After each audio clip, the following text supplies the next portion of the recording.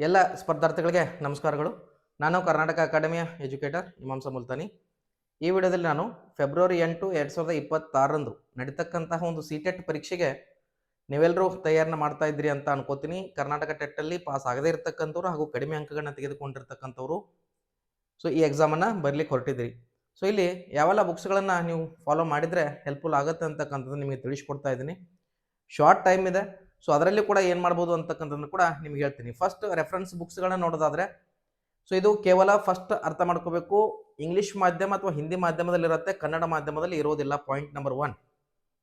So Kannada ಕೇವಲ ಒಂದು subject ಇರುತ್ತೆ, ಫಸ್ಟ್ ಲ್ಯಾಂಗ್ವೇಜ್ ಆಗಿ ತೆಗೆದುಕೊಳ್ಬೋದು, ಸೆಕೆಂಡ್ ಲ್ಯಾಂಗ್ವೇಜ್ ಆಗಿ ತೆಗೆದುಕೊಳ್ಬೋದು 30 ಮಾರ್ಕ್ಸ್ಗೆ. ಅರ್ಥ ಆಯ್ತಾ? ಸೊ ಆಮೇಲೆ ಒಂದೇ ಲ್ಯಾಂಗ್ವೇಜನ್ನು ಡಬಲ್ ಸಾರಿ ತೆಗೊಳಕ್ ಬರಲ್ಲ. ಫಸ್ಟ್ ಲ್ಯಾಂಗ್ವೇಜ್ ಕೂಡ ಕನ್ನಡ, ಸೆಕೆಂಡ್ ಲ್ಯಾಂಗ್ವೇಜ್ ಕೂಡ ಕನ್ನಡ ತೆಗೆದುಕೊಳ್ಳಕ್ಕೆ ಬರಲ್ಲ. ಸೊ ಇದು ನಿಮ್ಗೆ ಗೊತ್ತಿರಲಿ. ಸೊ ಹೀಗಾಗಿ ಕನ್ನಡವನ್ನು ತೆಗೆದುಕೊಳ್ತೀರಿ ಆಲ್ಮೋಸ್ಟು. ಸೊ ಅದರಲ್ಲಿ ಬೆಸ್ಟ್ ರೆಫರೆನ್ಸ್ ಬುಕ್ ಅಂದರೆ ಒಂದು ಪ್ರೀತಿ ಭಂಡಾರ್ಕರ್ ಮೇಡಮ್ ಅವ್ರದ್ದು ನೀವು ರೆಫರ್ ಮಾಡ್ಬೋದು, ಅಥವಾ ಪ್ರೊಫೆಸರ್ ರಾಮಚಂದ್ರಯ್ಯ ಮತ್ತು ಪಿ ಬಸವರಾಜ್ ಅವ್ರದ್ದು ಬುಕ್ ಬರುತ್ತೆ, ಮಾತೃಭಾಷಾ ಒಂದು ಕನ್ನಡ ಬೋಧನಾಶಾಸ್ತ್ರ ಅಂತೇಳಿ, ಇನ್ನೊಂದು ಭಾಷಾಶಾಸ್ತ್ರ ಮತ್ತು ಭಾಷಾ ಬೋಧನಾಶಾಸ್ತ್ರ ಅಂತ ಬರುತ್ತೆ. ಈ ಒಂದು ಬುಕ್ಸ್ಗಳನ್ನ ನೀವು ರೆಫರ್ ಮಾಡ್ಬೋದು. ಇದರಲ್ಲಿ ಸ್ವಲ್ಪ ಬೆಸ್ಟ್ ಅಂತಕ್ಕಂಥದ್ದು ನೋಡ್ತಾ ಪ್ರೀತಿ ಭಂಡಾರ್ಕರ್ ಮೇಡಮ್ ಅವ್ರದ್ದು ಬೆಸ್ಟ್ ಇದೆ. ಇದು ಅವೈಲೇಬಲ್ ಆಗಲಿಲ್ಲ ಅಂದರೆ ಇದನ್ನ ನೀವು ರೆಫರೆನ್ಸ್ ಆಗಿ ತೆಗೆದುಕೊಳ್ಬೋದು. ಆಮೇಲೆ ಸಿಟೆಟ್ ಪರೀಕ್ಷೆಯನ್ನು ಗಮನದಲ್ಲಿಟ್ಕೊಂಡು ಇದು ರಚನೆ ಮಾಡಿದ್ದಾರೆ.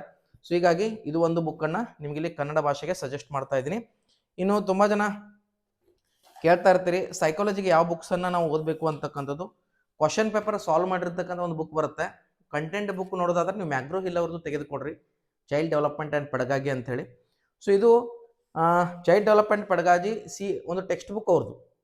ಕ್ವಶನ್ ಪೇಪರ್ ಸೊಲ್ಯೂಷನ್ ಇದೆ, ಹಿಂದಿ ಮಾಧ್ಯಮದಲ್ಲಿ ಕೂಡ ಸಿಗುತ್ತೆ, ಕನ್ನಡ ಮಾಧ್ಯಮದಲ್ಲಿ ಕೂಡ ಸಿಗುತ್ತೆ. ಇದನ್ನ ರೆಫರೆನ್ಸ್ ಆಗಿ ತೆಗೆದುಕೊಳ್ಬೋದು. ಇಂಗ್ಲೀಷ್ ಕೂಡ ಇವ್ರದ್ದೇ, ಲ್ಯಾಂಗ್ವೇಜ್ 1 ಇಂಗ್ಲೀಷ್ ತೆಗೆಳ್ಬೋದು, ನೀವು ಲ್ಯಾಂಗ್ವೇಜ್ 2 ಇಂಗ್ಲೀಷ್ ತಗೋಬೋದು, ಇವ್ರದ್ದೇ ಸಿಗುತ್ತೆ, ಅದನ್ನು ನೀವು ತೆಗೆದುಕೊಡ್ರಿ. ಹೌದಾ? ಸೊ textbook.com ಅವ್ರದ್ದು ಇದು ಒಂದಾಯಿತು. ಸೊ ಆಮೇಲೆ ಸೈಕಾಲಜಿಗೂ ಕೂಡ ಇದನ್ನ ರೆಫರ್ ಮಾಡಿ. ಇಲ್ಲ ಸರ್ ನನಗೆ ಇಂಗ್ಲೀಷು ಅರ್ಥ ಆಗಲ್ಲ ಮತ್ತು ಹಿಂದಿನೂ ಅರ್ಥ ಆಗಲ್ಲ ಅಂತಕ್ಕಂಥದ್ದು ನೋಡೋದಾದ್ರೆ, ಸೊ ನಂದೊಂದು ಬುಕ್ ಇದೆ. ಸೊ ಇದರ ರಿಸಲ್ಟ್ ನೀವು ನಾನು ಹೇಳೋದಕ್ಕಿಂತ ಬುಕ್ಕನ್ನು ಹೋಗಿ ಒಂದು ಬಾರಿ ನೋಡಿ. ಸದ್ಯಕ್ಕೆ ಅವೈಲೇಬಲ್ ಇಲ್ಲ, ಕಡಿಮೆ ಕ್ವಾಂಟಿಟಿಯಲ್ಲಿ ಸಿಗ್ಬೋದು ನಿಮಗೆ ಹೊರಗಡೆ ಮಾರ್ಕೆಟಲ್ಲಿ ಕೇಳಿ ನೋಡಿ. ಆಮೇಲೆ ಆಸ್ಪಿರೆಂಟ್ಸ್ನ ಕೇಳಿ, ಯಾರಾದರೂ ಪಾಸ್ ಆಗಿರ್ತಕ್ಕಂಥವ್ರು, ಕ್ವಾಲಿಫೈಡ್ ಆಗಿರ್ತಕ್ಕಂಥವ್ರು ಚೆನ್ನಾಗಿ ಅನಿಸಿದ್ರೆ ಈ ಬುಕ್ಕನ್ನು ತೆಗೆದುಕೊಳ್ಳಿ. Especially designed for Karnataka TET. ಆದರೆ ಸಿ ಟೆಟ್ನ ಸಾಕಷ್ಟು ವಿಷಯಾಂಶಗಳು ಇದರಲ್ಲಿ ಕವರ್ ಆಗಿದ್ದಾವೆ, ಆಗಿಲ್ಲ ಅಂತಕ್ಕಂಥದ್ದಲ್ಲ, ಸಾಕಷ್ಟು. ಯಾಕಂದರೆ same child development and pedagogy ಎಲ್ಲ ಕಡೆಗೆ ಸೇಮ್ ಇರುತ್ತೆ. ಸೊ ಯಾವುದೇ ಎಕ್ಸಾಮ್ ನಡೆದ್ರು ಕೂಡ. ಹೀಗಾಗಿ ಒಂದು ಬಾರಿ ಇದನ್ನು ಆಫ್ಲೈನಲ್ಲಿ ನೋಡಿ, ಬುಕ್ ನೋಡಿ, ಕಂಟೆಂಟ್ ನೋಡಿ, ಕ್ವಶನ್ ಪೇಪರ್ ಅನಾಲಿಸಿಸ್ ನೋಡಿ, ಆಮೇಲೆ ತೊಗೊಳ್ರಿ. ಯಾಕಂದರೆ ಸಾಕಷ್ಟು ಬುಕ್ಸ್ಗಳನ್ನ ಸ್ಟಡಿ ಮಾಡಿ ಈ ಕ್ವಶನ್ ಪೇಪರನ್ನು ಏನಂದ್ರೆ ಸಾಲ್ವ್ ಮಾಡಿ ಕೀ ನೋಟ್ಸನ್ನು ಇದರಲ್ಲಿ ಬರೆದಿರ್ತಕ್ಕಂಥದ್ದು. ಸೊ ನಂದಂತ ಇದನ್ನು ನಿಮಗೆ ರೆಫರ್ ಮಾಡ್ತಾ ಇಲ್ಲ. ಇದು ಒಂದು ಬಾರಿ ನೀವು ಆಫ್ಲೈನಲ್ಲಿ ನೋಡಿ, ಬೇರೆ ಕಾಂಪಿಟೇಟಿವ್ ಎಕ್ಸಾಮ್ಗೆ ಓದ್ತಿರ್ತಕ್ಕಂಥ ಆಸ್ಪಿರೆಂಟ್ಸ್ನ ಕೇಳಿ, ಟೀಚರ್ಸ್ನ, ಆಮೇಲೆ ಈ ಬುಕ್ಕನ್ನು ನೀವು ಸಾಧ್ಯ ಆದರೆ ತೊಗೊಳ್ರಿ, ಇಲ್ಲಾಂದ್ರೆ ಅವಶ್ಯಕತೆ ಇಲ್ಲ. ಸೊ ನೆಕ್ಸ್ಟ್ ಬಂದಾಗ ಇನ್ನು ಪೆಡಗಾಗಿ ಒಂದು ಸೋಷಿಯಲ್ ಸೈನ್ಸ್ ಮತ್ತು ಮ್ಯಾಥ್ಸ್ ಸೈನ್ಸ್ ಸಂಬಂಧಪಟ್ಟಂಗೆ SK ಮಂಗಲ್ ಅವ್ರದ್ದು ಗಣಿತ ಬೋಧನಾಶಾಸ್ತ್ರ ಇಂಗ್ಲೀಷಲ್ಲೂ ಕೂಡ ಸಿಗುತ್ತೆ, ಹಿಂದಿಯಲ್ಲೂ ಸಿಗುತ್ತೆ. ಪೆಡಗಾಗಿ ಆಫ್ ಸೋಷಿಯಲ್ ಸೈನ್ಸ್ ಅಂತೇಳಿ SK ಮಂಗಲ್ ಅವ್ರದ್ದು ಕನ್ನಡದಲ್ಲೂ ಕೂಡ ಸಿಗುತ್ತೆ, ಇದು ಇಂಗ್ಲೀಷಲ್ಲೂ ಕೂಡ ಸಿಗುತ್ತೆ, ಹಿಂದಿಯಲ್ಲೂ ಕೂಡ ಸಿಗುತ್ತೆ. ಇವು 2 ಬುಕ್ಸ್ಗಳನ್ನು ನೀವು ಬೋಧನಾಶಾಸ್ತ್ರಕ್ಕೆ ರೆಫರ್ ಮಾಡ್ಬೋದು. ಸೊ ಸಾಧ್ಯ ಆಗಲಿಲ್ಲ ಅಂದರೆ ನಮ್ಮ ಡಿಪಾರ್ಟ್ಮೆಂಟ್ ಅವ್ರದ್ದು ಯಾರ್ದು NCERT ಅವ್ರದ್ದು ಏನಿದೆ ಅಂದರೆ ವೆಬ್ಸೈಟಲ್ಲಿ, NCERT ವೆಬ್ಸೈಟಲ್ಲಿ 6 to 10 ಸ್ಟ್ಯಾಂಡರ್ಡ್ ಟೆಕ್ಸ್ಟ್ ಬುಕ್ಕನ್ನು ಫಸ್ಟ್ ಡೌನ್ಲೋಡ್ ಮಾಡ್ಕೊಡ್ರಿ. ಯಾಕಂದರೆ ಅಲ್ಲಿ ಸೋಷಿಯಲ್ ಸೈನ್ಸ್ ಸ್ವಲ್ಪ ಡಿಫಿಕಲ್ಟ್ ಆಗುತ್ತೆ ನಿಮಗೆ ನಮ್ಮ ಎಕ್ಸಾಮ್ಸ್ಗಳಿಗೆ ನೋಡೋದಾದರೆ. ಆಮೇಲೆ ಮ್ಯಾಕ್ಸಿಮಮ್ ಅಲ್ಲಿಂದಲೇ ನಮ್ಮ ಎಕ್ಸಾಮ್ಸ್ಗಳಿಗೆ ಕೆಲವೊಂದು ಕ್ವಶನ್ಸನ್ನು ಕಾಪಿ ಮಾಡಿರ್ತಾನೆ. ಹೀಗಾಗಿ ನೀವು ಅಲ್ಲಿ NCERT ಬುಕ್ಸ್ಗಳನ್ನ ಡೌನ್ಲೋಡ್ ಮಾಡಿಕೊಂಡು ಸಾಫ್ಟ್ ಕಾಪಿ ಪ್ರಿಂಟ್ ತಗೊಂಡು ಓದ್ಬೋದು.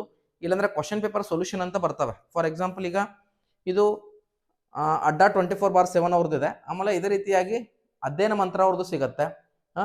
ಸೊ ಈ ರೀತಿಯಾಗಿ ನೀವು ಏನು ಮಾಡ್ಬೋದು ಅಂದರೆ ಬುಕ್ಸ್ಗಳನ್ನು ಕ್ವಶನ್ ಪೇಪರ್ ಅನಾಲಿಸಿಸ್ ಸೊಲ್ಯೂಷನ್ ಇರುತ್ತೆ, ಇದರಲ್ಲಿ ವಿತ್ ಎಕ್ಸ್ಪ್ಲನೇಷನ್ ಕೊಟ್ಟಿದ್ದಾರೆ. ಈ ಬುಕ್ಸ್ಗಳನ್ನ ನೀವು ರೆಫರೆನ್ಸ್ ಆಗಿ ತೆಗೆದುಕೊಳ್ಬೋದು.